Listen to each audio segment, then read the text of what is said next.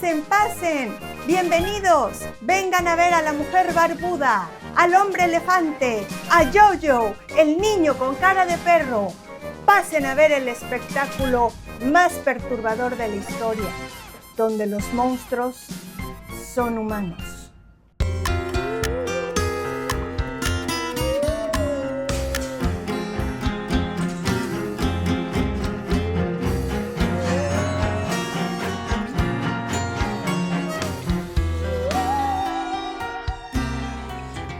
Bienvenidos a Monstruos en su tinta. Yo soy Cintia, ilustradora y eterna enamorada de los monstruos. Esta es la segunda parte del video La evolución del monstruo y hoy vamos a hablar de uno de los momentos más espeluznantes en la historia monstrófila. La etapa en la que los monstruos no vivían solo en los mitos, vivían en jaulas y en la mirada de esas personas que pagaban por verlos.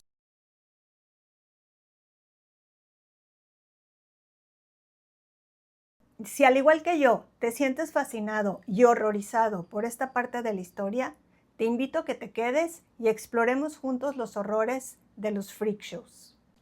En el video anterior hablamos de cómo los monstruos surgieron en la antigua Grecia como una forma de explicar el mundo. Hablamos de monstruos como Medusa, el Minotauro, la Hidra de Lerna y también hablamos de los monstruos mexicanos. Hoy vamos a hablar de cómo, a partir del siglo XIX, la percepción que la gente tenía de los monstruos va a cambiar radicalmente y van a pasar de ser simples mitos a ser monstruos de carne y hueso. Monstruos que eran exhibidos y diseccionados para satisfacer la curiosidad de la sociedad. Pero antes, vámonos al siglo XVII, antes de los freak shows, cuando surge una obsesión por clasificar lo anormal. El primero en hacer esto fue un médico y filósofo italiano que se llamaba Fortunio Lichetti. ¡Fortunio Lichetti! Ay, así, me lastimé la mano, por eso tengo esto, pero con esta puedo. Fortunio Lichetti, porque era italiano. Y este tratado, que escribió en 1616, se llamaba Sobre la naturaleza, las causas y las diferencias de los monstruos. La cosa aquí es que los monstruos a los que Lichetti se refería no eran monstruos imaginarios como en la antigua Grecia. Aquí Lichetti hablaba de seres humanos. Lo que intentó fue clasificar los distintos tipos de anormalidades o anomalías o deformidades que había. Pero aquí es donde se pone interesante, porque Lichetti fue el primero en tratar de explicar las causas de estas anomalías de una manera lógica y racional. Pero lo que él trataba era de no dar explicaciones sobrenaturales.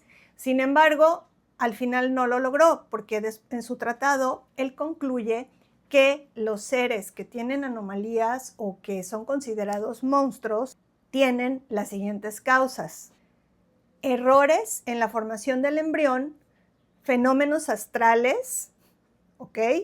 La imaginación de la madre durante el embarazo. No sé, supongo que si la madre tenía una imaginación desbordada, pues le podían hacer un hijo de 2 cabezas. Afortunadamente yo nunca tuve hijos, porque si no, no sé qué hubiera sucedido. Y finalmente concluyó que ciertas deformidades eran castigos divinos. Entonces, hizo una mezcla como de una explicación lógica y racional y causas sobrenaturales que al final no le quedó de otra más que aceptar que no tenía forma de explicar por qué nacían así los niños. Ahora, independientemente del contenido de este tratado, tenía algo muy interesante, que venía acompañado de ilustraciones y diagramas de estos monstruos. Y entonces había un montón de imágenes de niños que tenían deformidades y esto despertó una curiosidad morbosa en la gente de la época. Por ejemplo, yo me acuerdo que cuando era niña, mi papá, que es ginecólogo, hola papá, tenía en la casa un montón de libros sobre medicina y en particular tenía un libro que era sobre deformidades de los fetos, de los embriones. Y yo veía este libro y pasaba horas y horas viendo las imágenes, porque venían ilustraciones y venían fotografías, obviamente de fetos y de embriones que tenían deformaciones, y para mí era algo totalmente fascinante, o sea, no me daba miedo, me cautivaba y no podía dejar de verlo. Y ya en retrospectiva, yo creo que de ahí viene mi amor y mi fascinación por los monstruos y por las cosas extrañas, por lo diferente. Pero bueno, volviendo a Lichetti. El problema con el tratado de Lichetti fue que al tratar de explicar las diferencias de estos bebés o de estos niños, clasificaba, y al clasificar separaba estos niños de los niños normales. Entonces aquí se va a hacer una separación en la mente de la gente de lo que es normal y lo que es anormal. Porque acuérdense que estamos hablando de 1600. En esa época no existían los filtros y las convenciones sociales o, no sé, la visión moral y ética que tenemos ahorita, que nos impide clasificar a las personas con deformidades como monstruos. En ese entonces, pues era algo normal y nadie lo veía mal. Así que cuando Lichetti les llama a estas personas monstruos, estaba contribuyendo a la percepción de la sociedad con respecto a estas personas. Porque cuando nombras a algo monstruo, estás definiendo todo lo que no es. O sea, un monstruo no es una persona, un monstruo no es algo normal. Y entonces ahí empieza a cambiar la percepción de las personas. Y esto va a terminar de consolidarse en 1800, cuando surge una rama de la medicina que se llama teratología. La teratología viene del griego teratos, que significa monstruo, y de lo que se ocupaba era de estudiar las anomalías o las deformidades de los cuerpos humanos. Lo malo de este asunto es que tanto el tratado de Lichetti como la teratología, que en un principio lo que buscaban era como estudiar y explicar para tal vez poder ayudar a estas personas, lo que terminó haciendo fue afectar a estas personas que, en lugar de pasar desapercibidas como ellas tal vez hubieran querido, todas las miradas se volvieron hacia ellas, porque la teratología lo que hizo fue despertar la curiosidad en la gente. Entonces ya las personas con deformidades no podían esconderse, sino que eran exhibidas para estudiarlas, para analizarlas y posteriormente para exhibirlas para el entretenimiento de la gente. Por esos años, por 1800, en Europa, algunas personas de la nobleza empezaron a coleccionar toda clase de rarezas. Coleccionaban animales con deformidades, coleccionaban esqueletos humanos que tuvieran alguna deformidad también, criaturas fantásticas que se las vendían como reales, pero después se comprobaba que eran fraudes, ¿no? Como por ejemplo hacer una sirena con la mitad del esqueleto de un bebé y la mitad del esqueleto de un pescado. Entonces, los coleccionistas que juntaban estas rarezas, juntaban todo eso en una especie de museo que se llamaban gabinetes de curiosidades.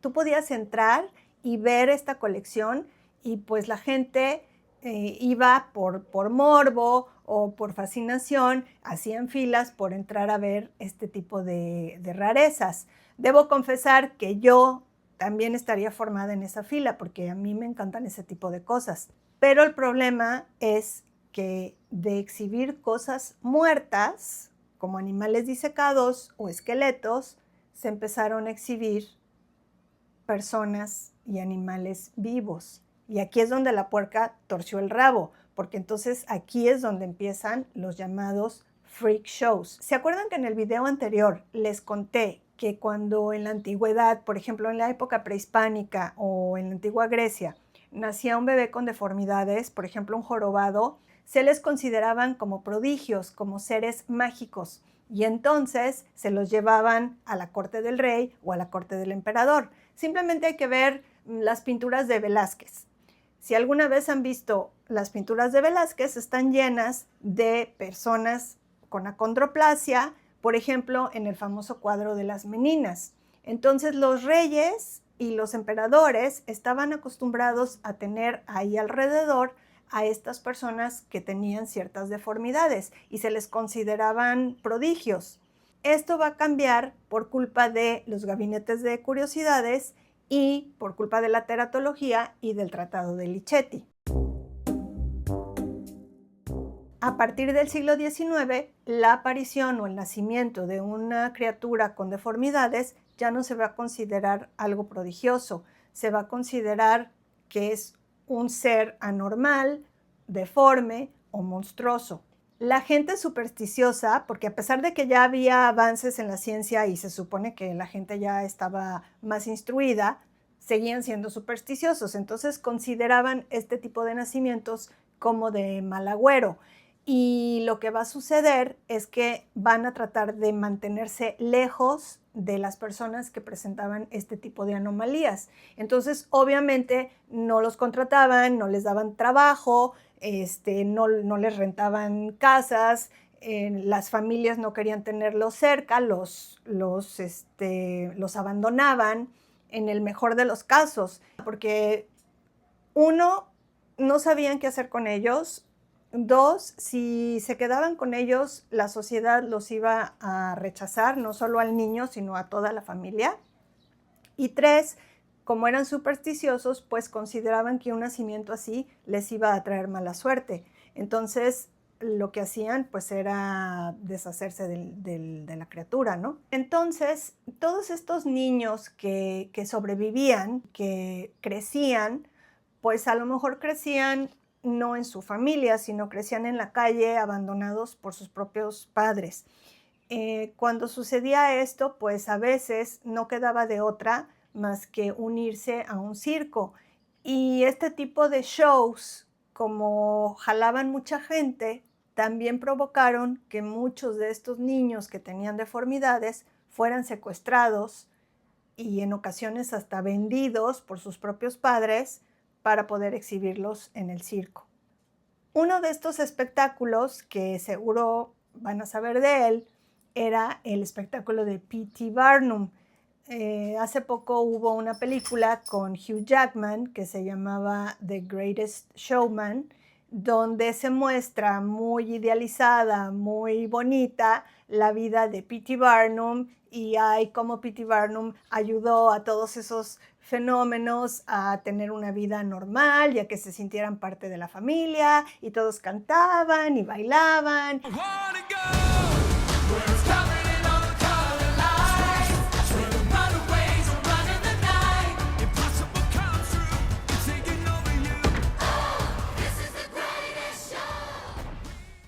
Pero en realidad no era así. ¿Por qué? Porque P.T. Barnum sí les daba trabajo y sí les pagaba, pero los estaba explotando. Ahora, aquí viene una verdad un poco incómoda, porque es un poquito difícil juzgar, porque por un lado, obvio, los están explotando, los están exhibiendo, y por otro lado, les están dando trabajo y les están pagando en una sociedad donde nadie les quería dar trabajo. Entonces, es difícil decidir si estaba bien o estaba mal, porque a veces las mismas personas que tenían estas deformidades pedían entrar a trabajar a estos circos. ¿Por qué? Porque era su única oportunidad de una vida lo más normal posible, con trabajo, con comida, con un techo donde dormir. Entonces Barnum, aunque no inventó este tipo de espectáculos, él tuvo la visión de darse cuenta que a las personas nos fascina este tipo de cosas, que él le supo sacar jugo al morbo de la gente. Y poco a poco estas personas se volvieron los verdaderos monstruos que vinieron a sustituir a los monstruos de la mitología grecorromana. Ya no va a haber Medusa, ni la Hidra, ni la Esfinge, pero sí va a haber la mujer barbuda, el niño perro, el hombre esqueleto, el hombre más fuerte del mundo, porque vienen a sustituir a los antiguos monstruos. Una de esas personas que sufrió este rechazo y este prejuicio de la sociedad era Joseph Merrick, también conocido como el hombre elefante. Joseph Merrick, que nació en 1862 en Inglaterra, nació con una enfermedad que en ese momento no se sabía que tenía, pero que actualmente se sabe que tenía el síndrome de Proteo. Y entonces esto le ocasionó una serie de deformidades desde su infancia que provocó que sus padres básicamente lo regalaran a un circo, y después fue rescatado por un médico londinense que se lo llevó a su casa, donde pues lo cuidaba, lo protegía, pero también de alguna manera lo estudiaba para ver si lo podía ayudar. Esta historia la hicieron película en 1980, una película que se llama El hombre elefante, que dirigió uno de mis directores favoritos, que se llama David Lynch, y que si no han visto esta película, se las recomiendo porque además de que está muy bien filmada, muy bien actuada, sale Anthony Hopkins, sale John Hurt como el hombre elefante, está filmada en blanco y negro como para darle esta ambientación victoriana, y está tan bien hecha la película que te juro que es una película súper triste, no les voy a mentir, es bastante brutal, pero vale la pena verla. Nada más que si la van a ver, pues tengan ahí junto su caja de Kleenex, porque sí está bastante triste la peli. Y pues hablando de películas, si les interesa el tema de los freak shows, también les quiero recomendar la serie de American Horror Story que se llama Freak Show, donde se narra la historia de un circo ambulante de fenómenos, que por cierto como la dueña de este circo era Jessica Lange, que es formidable, y dentro de los actores que salen en esta serie, unos son actores que tienen como prótesis, así como un disfraz para verse como con deformaciones, pero también hay algunos actores que tienen deformaciones de verdad. Es una serie que, bueno, si conocen las series de American Horror Story, obviamente ya saben más o menos qué tipo de temática va a tener. Va a haber mucha sangre, va a haber asesinatos, pero visualmente es impresionante. Y bueno, a mí me encantó cuando vi esta serie. Me gustó muchísimo porque además soy una loca, estoy mal de mi cabeza y me encantan ese tipo de temas, pero sí vale la pena verla. Y la otra película que les quiero recomendar, y que seguro ya saben cuál va a ser, es la película de Freaks de Todd Browning. Esta película, que fue filmada en 1932, es una película súper controversial por varias razones, pero la más importante es porque Todd Browning contrató personas que tenían deformidades de verdad para hacer la película. Entonces, bueno, obviamente hubo mucha gente que estaba enojada porque decían que pues cómo era posible que él estaba explotando a estas personas. Sin embargo, estas personas pues aceptaron voluntariamente hacer la película, y la película justo es muy interesante porque nos cambia la percepción muy al estilo Frankenstein de la monstruosidad. O sea, ¿dónde está la monstruosidad? ¿En el físico de las personas o en el interior de las personas? Y esta película, por cierto, que desató en mi familia, en la familia Barrera, un chiste que hemos tenido por años sobre la mujer pollo. Y bueno, hola a mi familia, porque ya saben de lo que estoy hablando. Y bueno, la mujer pollo nos traumatizó a todos. Yo soñé con la mujer pollo así por meses, y todavía ahorita la veo y me da horror. Pero es una película que vale la pena ver, porque visualmente es muy buena, porque el tema es muy controversial. A mí me encantan las películas controversiales y si te gusta ese tipo de películas a ti también, pues yo creo que te va a gustar. Y si ya la viste, por favor déjame en los comentarios qué te pareció. We'll make her one of us, a loving cup, a loving cup. We accept her one of us, we accept her one of us. Gooba gobble, gooba gobble. We accept her, we accept her. Google gobble, google gobble. One of us, one of us. Google gobble. They're going to make you one of them, my peacock.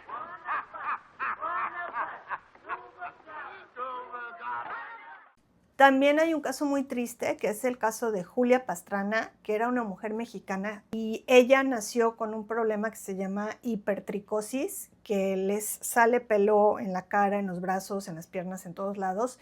Y entonces, desde que era muy niña, se la llevaron a exhibirla a Europa. Entonces estuvo en Europa exhibida en varios lugares, le llamaban la mujer mono, cuando en realidad era una mujer súper inteligente que incluso hablaba varios idiomas. La pobre de Julia Pastrana se casó con un hombre que ella juraba que a lo mejor el hombre estaba enamorado de ella, pero el hombre lo único que quería era casarse con ella para tener los derechos de su cuerpo y de ella para poder exhibirla. Este hombre va a embarazar a Julia Pastrana y después de que ella da a luz a un bebé también con hipertricosis, ella muere. Entonces el marido la embalsama y embalsama al niño y viajaba por Europa exhibiendo a la pobrecita de Julia con su bebé. Y esto pues pasó durante muchos años hasta que finalmente el cuerpo embalsamado de Julia y de su bebé terminaron en un gabinete de curiosidades. Bueno, si les interesa que haga un video sobre Julia Pastrana, me encantaría hacerlo porque la verdad tuvo una vida que vale la pena contar y recordarla a ella, no como un fenómeno, sino como una persona y como una mujer, que es lo que ella era, ¿no? Ahora, a partir de los años 40, 1940 a 1970, la fascinación que la gente tenía por los freak shows fue desapareciendo porque empezó a cambiar obviamente la mentalidad de la gente, surgen los derechos humanos, ya no se podía explotar a las personas así como así, y entonces este tipo de espectáculos empiezan a cerrar y esto tuvo varias consecuencias, porque a lo mejor podríamos pensar, ay, qué bueno, finalmente se cerraron esos espectáculos y estas pobres personas ya no tenían que ser exhibidas. Pero aquí el problema fue que se quedan sin trabajo. Estas personas no podían trabajar en nada más, porque pues muchos no tenían ni brazos ni piernas, otros eran tan diferentes que la gente no los iba a contratar para trabajar en sus negocios. Entonces se quedan sin trabajo, se quedan destituidos en la calle, muchos se murieron en la calle, otros terminaron en manicomios y muy poquitos lograron rehacer sus vidas, por ejemplo, como los gemelos siameses, los Chang, que hasta se casaron y tuvieron 21 hijos. Imagínense, 21 hijos. Lo que no sé es si se casaron con la misma mujer o si cada uno se casó con distinta mujer. Tengo que averiguar eso. Pero hubo estos casos que terminaron bien y otros que no terminaron tan bien. Por ejemplo, estaba el caso también de las hermanas Hilton, que estaban unidas por un costado y que después de que se cerraron los circos, ellas trabajaron en algunas películas, pero nunca realmente tuvieron mucho éxito. Entonces aquí se acabaron los espectáculos, pero la idea del monstruo siguió en el imaginario colectivo, no se desapareció y se transformó entonces en el monstruo literario. Pero vamos a hablar del monstruo literario en nuestro siguiente video, porque es un tema bastante largo y muy jugoso y lo vamos a hacer en otro video diferente. Entonces vamos a hablar del monstruo literario, del monstruo gótico como Drácula, Frankenstein, el Dr. Jekyll y Mr. Hyde, el hombre lobo, y va a estar buenísimo el video, así que no se lo pierdan. Esto fue Monstruos en su tinta. Yo soy Cintia, tu resurreccionista oficial, Y pues gracias por ser parte de este club monstrófilo. Gracias a mis nuevos suscriptores. Bienvenidos al club. Me da mucho gusto leer sus comentarios y ver que están aquí formando parte de esta nueva comunidad. Gracias a todos y nos vemos a la próxima. Adiós. Haciendo personas vivas. Ay, ¿por qué hago así? No sé por qué hago de Licheto. Lichetti. Se llama Lichetti, que se lo llevo. Y me deja muy mal como una semana. Pero antes, si te está gustando este video, por favor, darme